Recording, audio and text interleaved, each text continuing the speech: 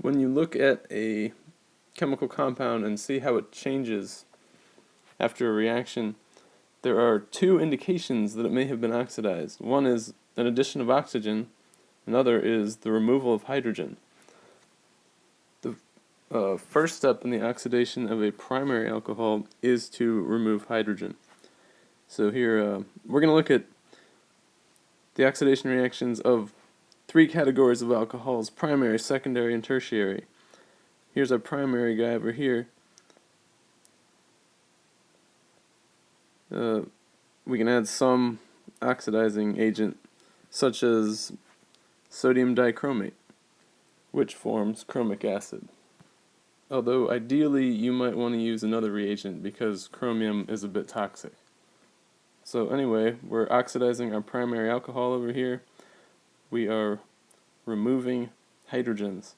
So one of these two hydrogens is going to go away, this one's going to go away, and we're going to form a double bond between this carbon, it has one hydrogen left, and that oxygen. And what did we form here? An aldehyde. And that aldehyde can get further oxidized, and this time there aren't enough hydrogens left to remove more hydrogens, but there can be another oxygen added.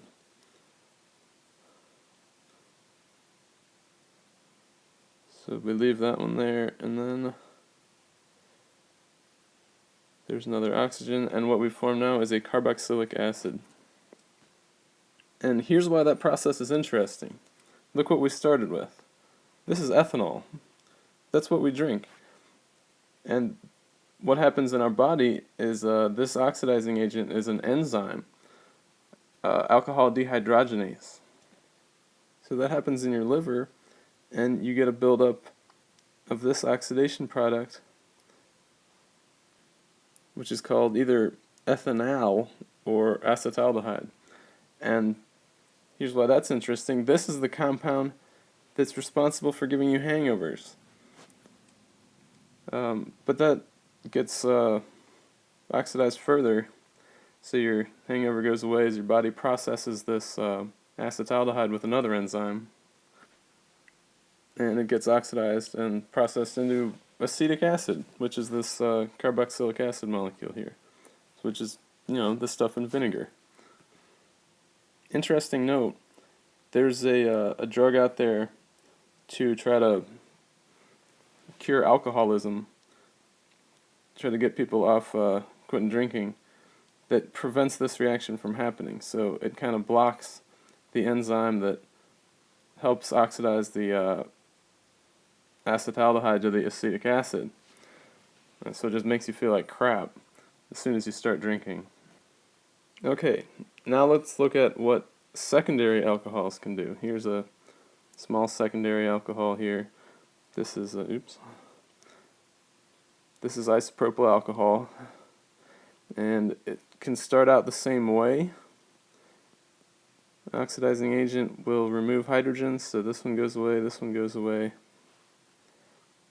and a double bond is formed to that oxygen, and we make a ketone.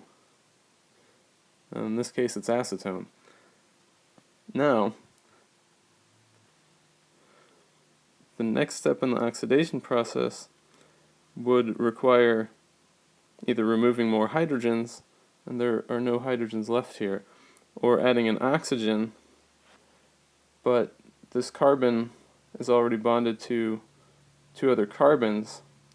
It would require breaking a carbon-carbon bond, and that's not a very favorable thing to do. So the ketones are not readily further reduced or readily oxidized any further. So the oxidation generally stops once a ketone is formed, when you start with a secondary alcohol. For a tertiary alcohol, you can't even do the first oxidation step because there are no hydrogens to remove on this carbon that has the hydroxyl group. So you don't really, you generally don't get oxidation of tertiary alcohols.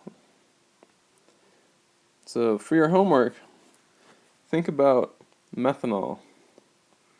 Think about whether this is a primary, secondary, or tertiary alcohol, and think about what oxidation reactions it might undergo. What would it form? What would be the name of that? And what does that do? I'm going to repeat that question. The question is, what does this reaction form? An oxidation of methanol. What is the name of that? And do you recognize that name? Is that name familiar? And what does that do? And would you want it in your body? Made with Doodlecast Pro.